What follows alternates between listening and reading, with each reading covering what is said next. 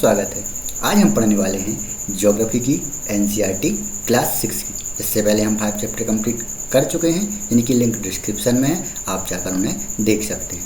ठीक है दोस्तों, तो शुरू करते हैं आज का हमारा नया टॉपिक, जिसका नाम है major landform of the earth. Landform, आपको पता है लैंडफॉर्म क्या होता है? लैंडफॉर्म मतलब होता है जो नेचुरल फीचर बनते हैं किसके द्वारा?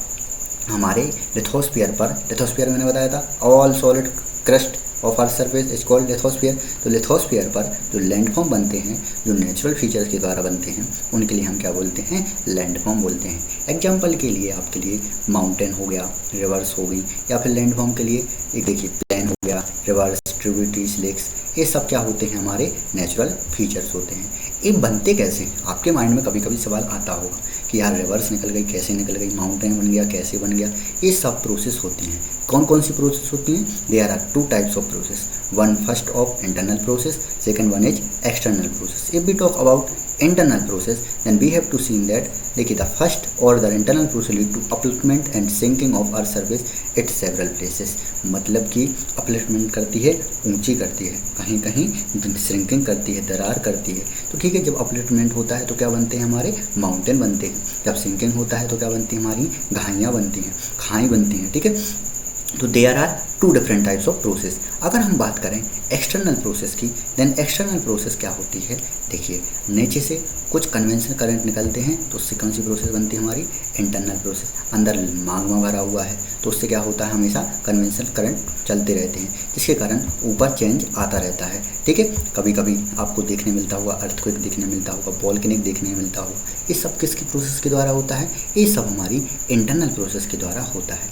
अगर हम एक्सटर्नल प्रोसेस की बात करें तो सिंपल सी बात है, जो बाहर रखता है वो एक्सटर्नल प्रोसेस, जो अर्थ के अंदर लगता है वो इंटरनल प्रोसेस। अगर एक्सटर्नल प्रोसेस की बात करें तो वो क्या करता है? जैसे कि कोई चीज़ पहाड़ बन गई तो उसको फिर से बियरिंग डाउन करेगा, रीबिल्ड करेगा। क्योंकि देखिए, कोई आपको पहाड़ ऐसे रहते हैं तो इन पर हवा भी लगती है, यहाँ पर आपको एयर भी लगती है, उसके अलावा यहाँ पर पानी भी चलता है। तो एक कभी कभी थोड़ा थोड़ा टूट के अलग होता जाता है, और एक जो मटेरियल अलग होता है वो धीरे धीरे धीरे चलकर कहीं एक जगह इकट्ठा हो जाता है और फिर से रीबिल्ड कर लेता है।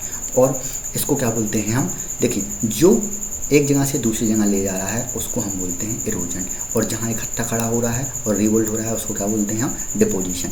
जो मटेरियल एक जगह से दूसरी जगह जा रहा है उसके लिए क्या बोलते हैं हम? इरोजन। और जो मटेरियल इकट्ठा होकर फिर से कुछ ना कुछ बना रहा है उसके लिए क्या बोलते हैं हम? डिपोजिशन। ठीक है, अगर हम बात करें लैंडफॉर्म की, जो कितने पार्ट में बांटा जाता है? 3 पार्ट में बांटा गया है। सबसे पहला पार्ट आता है हमारा माउंटेन, सेकंड पार्ट आता है हमारा प्लेटू, एंड थर्ड पार्ट आता है हमारा प्लेन। 3 पार्ट होते हैं, माउंटेन, प्लेटू एंड प्लेन। हम सबसे पहले बात करेंगे हमारे माउंटेन की। माउंटेन एनी नेचुरल एलिवेशन, मतलब कि एलिवेशन मतलब कि एनी ऊंचाई वाला क्षेत्र, उसके लिए क्या बोलते हैं हम? माउंटेन। एक कितना हायर? देखिए, एक हाइट से बढ़ता जाता है, एक बहुत ज़्यादा हायर रहता है। ठीक है, माउंटेन आपने देखा ही होगा, इतना बहुत बड़ा होता है। माउंट एवरेस्ट के बारे में आपने ज़रूर सुना होगा, 8848 मीटर। ठीक है, अभी 1 मीटर और 1 सेंटीमीटर का डिफरेंट आया है, वो अभी बुकों में आया नहीं है, आ जाएगा थोड़ी देर से। ठीक है, आर यू गो हायर, जैसे कि ऐसे गो हायर, जैसे जैसे आप ऊंचा जाता जाएंगे आपका टेम्परेचर कोल्डर होता जाएगा। ठीक है, और एक सबसे स्पेशली बात, जैसे ऊपर जाएंगे तो वहाँ पर बर्फ़ जमेगा, बर्फ़ जमेगा तो पानी पिघलेगा, और पिघलेगा तो उसको क्या बोलते हैं? वो जो बर्फ़ बना रहता है, फ्रोजन आइस रहता है, जो रिवर्स के फॉर्म में रहता है, उनके लिए हम क्या बोलते हैं? उनके लिए हम बोलते हैं glacier. Glacier are very important for us, क्योंकि ग्लेशियर से क्या निकलती हैं? नदियाँ निकलती हैं, और जब ये नदियाँ निकलती हैं ना तो हमेशा चलती रहती हैं। आपको जानकर हैरानी होगी, जो हिमालय रिवर हैं वो गर्मी में और तेज़ चलने लगती हैं, क्योंकि गर्मी में बर्फ़ सबसे जल्दी पिघलता है, इसलिए गर्मी में वो और ज़्यादा तेज़ चलने लगती हैं। ठीक है, अब हम बात करते हैं, देखिए आपको माउंटेन दिख रहा होगा। अब हम बात करते हैं माउंटेन आखिर होते कितने प्रकार के हैं। ये उसकी पीक होती है, यहाँ आपको ये पीक दिख रही होगी, ये दूसरा माउंटेन उसके बगल में। ठीक है, अब देखते हैं, आपको बताते हैं कुछ इंपॉर्टेंट चीज़। अब माउंटेन में भी arrange in a line known as, देखिए जो माउंटेन होते कभी कभी आपने एक माउंटेन के बाद दूसरा, फिर तीसरा, फिर चौथा, फिर पाँचवा, फिर छठवां, ऐसे माउंटेन जरूर देखे होंगे। तो ये माउंटेन जो चेंज होते रहते हैं, ये लाइन में रहते हैं रेंज, उनके लिए हम बोलते हैं रेंज। क्या बोलते हैं हम? उनके लिए रेंज बोलते हैं। ऐसी कौन कौन सी रेंज के बारे में सुना है? हमने हिमालय रेंज के बारे में सुना है, हमने एल्प्स रेंज के बारे में सुना है, और हमने एंडीज रेंज के बारे में सुना है। देखिए हिमालय रेंज में आपको पता है सिर्फ हिमालय पर्वत नहीं है, उसके अलावा आपके लिए डिफरेंट टाइप के पर्वत देखने मिलेंगे, लाइक माउंट एवरेस्ट, कंचनजंगा और नंदा पर्वत, ऐसे करके बहुत सारे पहाड़ आपको वहाँ पर देखने मिलेंगे। उनकी रेंज बनी हुई है।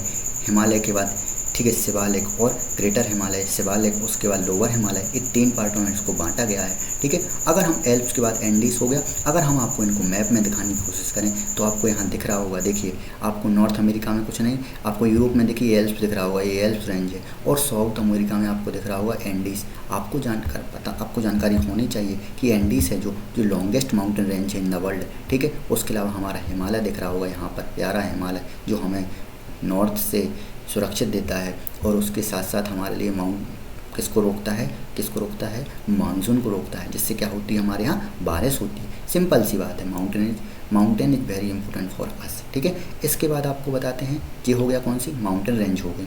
अब आगे बढ़ते हैं। आपको देखो माउंटेन को भी कितने 3 पार्ट में बांटा गया है। सबसे पहला पार्ट कौन सा है हमारा? Fold mountain. उसके बाद हमारा कौन सा है? Block mountain. उसके बाद कौन सा है? Volcanic mountain. आपको बता दें फोल्ड माउंटेन होते हैं, देखिए एक ए रही प्लेट कॉन्टिनेंटल प्लेट, और इसके अलावा एक ए रही कॉन्टिनेंटल प्लेट। जब ये प्लेट टकराएंगी एक दूसरे से, ठीक है, नीचे प्रोसेस चलती रहती है माग्मा के ऊपर। हमारा पता ही है कि जो सियाल और सीमा है वो किस माग्मा के ऊपर तैर रहा है। तो जब ये टकराती हैं, तो जब ये टकराएंगी, देखिए ये रहा फोल्ड, और ऐसे जैसे कि टकराएंगी तो ये ऐसे ऊपर उठ जाएगा।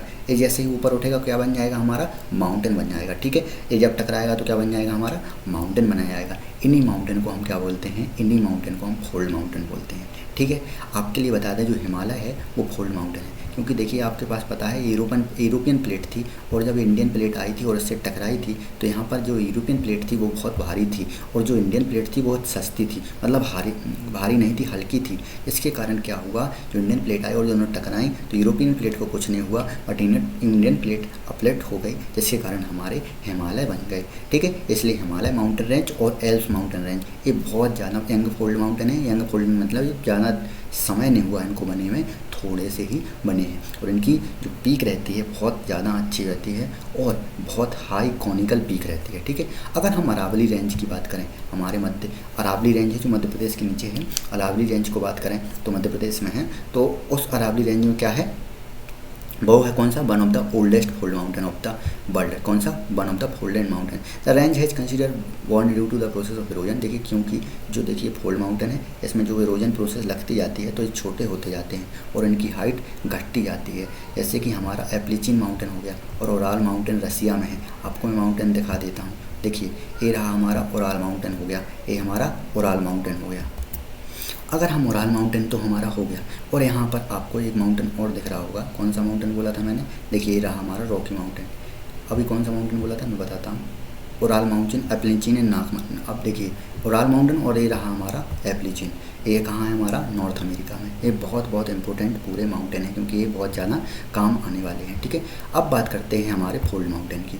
क्या होता है फोल्ड माउंटेन? देखिए फोल्ड माउंटेन की बात करें, सॉरी फोल्ड माउंटेन तो हो चुका है, अब हम बात करते हैं हमारे ब्लॉक माउंटेन की। देखिए जैसे कि 2 हैं, कोई चीज़ें होगी, कुछ चीज़ें हुई तो नीचे चला गया, और जो अपलिटमेंट हो गया उसको क्या बोलते हैं? हम फोल्ड माउंटेन बोलते हैं। ठीक है, ये ग्रेवन हो गया जो नीचे चला गया, और जो होस्ट है वो ऊपर आ गया, होस्ट जो ऊपर आ गया, और जो ग्रेवन है वो नीचे चला गया। ठीक है, अगर राइन वैली एंड बोगास कहाँ के? यूरोप के, इसके एग्जाम्पल हैं। ठीक है, राइन वैली और बोगास एक याद रखिएगा। अब बात करते हैं हमारे वोल्केनिक माउंटेन की। वोल्केनिक माउंटेन क्या होता है? देखिए माउंट के लिए वोल्केनिक माउंटेन क्या, जैसे कि ये रहा हमारा अर्थ सरफेस, यहाँ से वोल्केनिक एरप्शन हुआ, जो माग्मा बाहर आया, लावा बन गया, और जब ये लावा ठंडा होता है तो एक माउंटेन की शेप ले लेता है। जब ये माउंटेन की शेप ले लेगा तो इसको क्या बोलने लगेंगे? हम वोल्केनिक माउंटेन बोलने लगेंगे। क्या बोलने लगेंगे दोस्तों? वोल्केनिक माउंटेन बोलने लगेंगे। होप सो समझ में सब आ रहा होगा। अगर आ रहा है तो लाइक बटन कर दीजिए और शेयर कर दीजिए। ठीक है दोस्तों, आपके लिए ऐसे ही 6 to 12 तक की वीडियो पूरी A to Z एक्सप्लेनेशन के साथ आने वाली है, क्योंकि अगर चैनल सब्सक्राइब नहीं करेंगे तो आपको वो नोटिफिकेशन नहीं मिल पाएगी और आप यह वीडियो छोड़ देंगे। ठीक है, अब बात करते हैं माउंटेन यूजफुल कैसे होते हैं।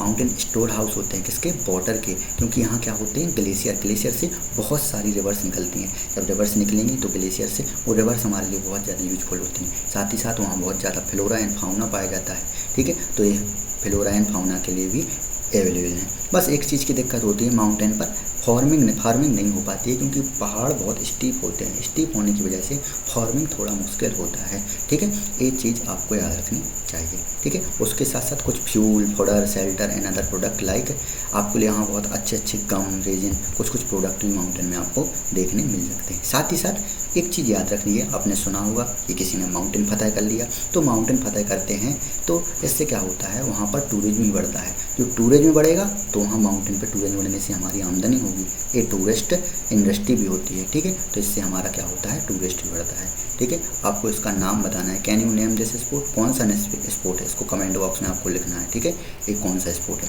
अब बात करते हैं हमारे प्लेटू। प्लेटू क्या है, जो प्लेटू है ये टेबल लैंड स्टैंडिंग होती है, मतलब कि जो अपनी पीक होती है इसमें माउंटेन में, और जो अपना प्लेटू होता है उसमें पीक नहीं होती है, टेबल लाइक स्ट्रक्चर होता है, बट जो प्लेन है उससे थोड़ा सा ऊंचा होता है। इनकी हाइट वेरीज करती रहती है, डिफरेंट एरिया में डिफरेंट टाइप्स ऑफ प्लेटू देखने को मिलते हैं।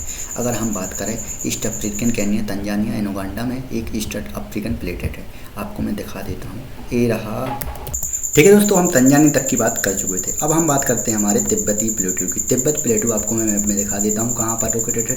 ये रहा चाइना के इधर तिब्बत प्लेटू। पहले तिब्बत अलग से देश था, बट चाइना ने उस पर कब्जा कर लिया है, तो अब तिब्बत किसका हो गया है, चाइना का हो गया है।